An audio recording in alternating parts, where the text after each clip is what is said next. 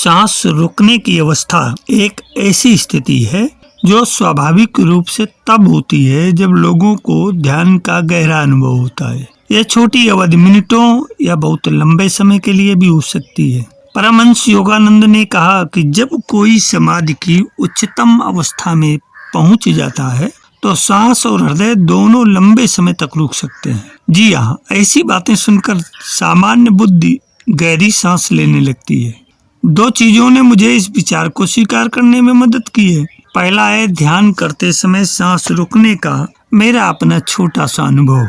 मैंने कई ध्यानियों से भी बात की है जिन्हें सांस फूलने की स्थिति का सामना करना पड़ा है, चाहे वह छोटी हो या लंबी। ये गहरे ध्यान में स्वाभाविक रूप से होता है जब मन बहुत शांत होता है और शरीर स्थिर होता है। ये केवल सांस रोक कर रखने से नहीं होता है।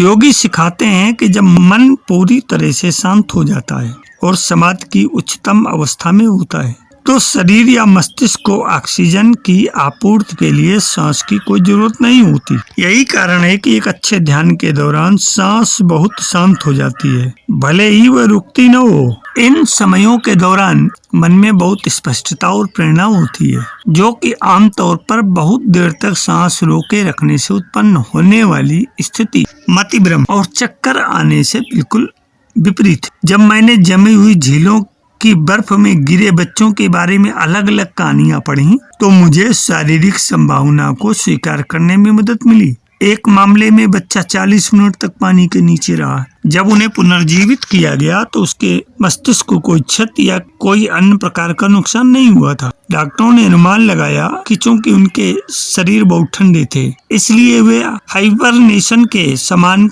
किसी तरह के निलंबित एनिमेशन में थे, इसलिए उनके शरीर को उस समय ऑक्सीजन की आवश्यकता नहीं थी। तो हाँ, यह संभव है सैद्धांतिक रूप से और व्यवहारिक रूप से। फिर भी ऐसा लगता है कि योगियों में कुछ मामलों में असाधारण समझ होती है। श्वास अवरोध और विचार निरीक्षण एक ही अवस्था है। यह वास्तव में प्राण है, श्वास नहीं। प्राण गति है, प्राण के बिना विचार गति नहीं। इसलिए जब प्राण रुक जाते हैं तो विचार रुक जाते हैं, अगर विचार रुक जाते हैं तो प्राण भी रुक जाते हैं।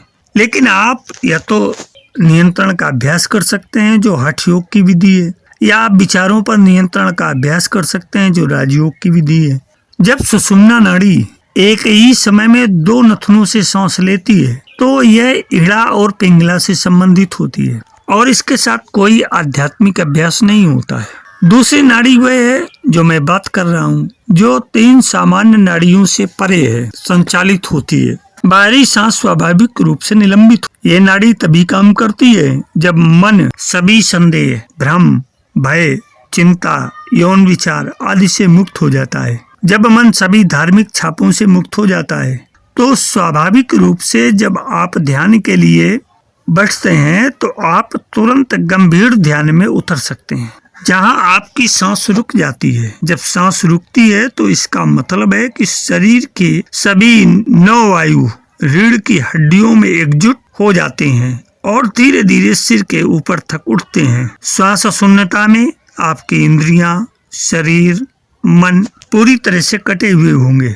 और आपको अपने आप में भारी खिंचाव महसूस होगा, गुरुत्वाकर्षण का, जो आंतरिक गुरुत्वाकर्षण है, आत्मीय, और आपको लगेगा कि आप एक गुणात्मक और शुद्ध अनुभव है जो शरीर और मन पर निर्भर नहीं है। श्वास शून्यता में आपको ये ज्ञान मिलेगा कि मैं शरीर, मन और सभी भौतिकता से स्वतंत्र हूँ, मैं शरीर से परे मौजूद हूँ। द्वितीय, ब्रह्मांडी प्राण की प्रचुरता प्रवाहित होती है तो मूल के आधार से कुंडलनी शक्ति सक्रिय होती है और सभी चक्रों की शुद्धि होती है। तीसरा, सांस फूलने की अवस्था से सामान्य अवस्था में आने पर आपका शरीर अत्यधिक ठंडा महसूस करेगा। ध्यान के नियमित अभ्यास से आपका शरीर भारी गर्माहट और वेटलैंड के लिए उपयुक्त होना आसान है।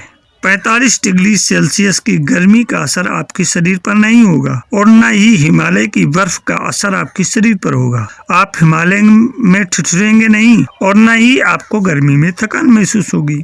जितना अधिक आपकी सांस बाहरी और आधी होगी आपको उतनी ज्यादा बुद्धि प्राप्त होगी। अब यहाँ इसका एक दूसरा पक्ष भी है कि मन को साफ करने की कोशिश न करें। ऐसा करने से मन में घबराहट होती है बस मन पर ज्यादा ध्यान न दें, इसके बजाय उस पल की भावना और अनुभव पर ध्यान दें। आप क्या सुनते हैं, देखते हैं, स्वाद लेते हैं, अनुभव करते हैं, शरीर के अंदर क्या अनुभव होता है, सांस को महसूस करें। क्या आपको ऊपरी नाक और नाक से हवा का झोंका महसूस होता है? आपको छाती और पेट का फूलना अनुभव होता है? आदि आदि। आपको अपने दिल की दृष्टि क्या लगती है?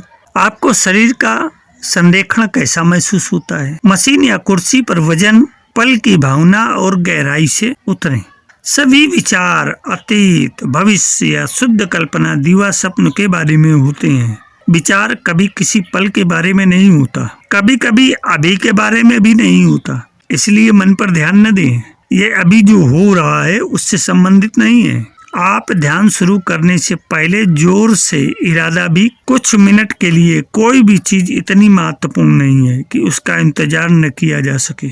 मुझे इस बात की चिंता नहीं है कि अब से पहले क्या हुआ था, और न ही यही बात है कि बाद में क्या करना है। यह मस्तिष्क को संकेत देता है कि आपके विचार को मन में नहीं रखा गया है और इसके बजाय पल की भावना या अनुभव पर ध्यान केंद्रित किया जाएगा। और फिर आप बस बैठ जाएं, यानी ध्यान करें पूरी तरह से वर्तमान में। यदि कोई विचार करता है तो उसका विरोध न करें और न ही उसे अपने मन में लिखें या बसा लें या उसका अनुसरण करने लगें। बस उसे अनदेखा करें। शरीर का अनुभव, भावनाएं और संवेदनाओं पर ध्यान केंद्रित करें।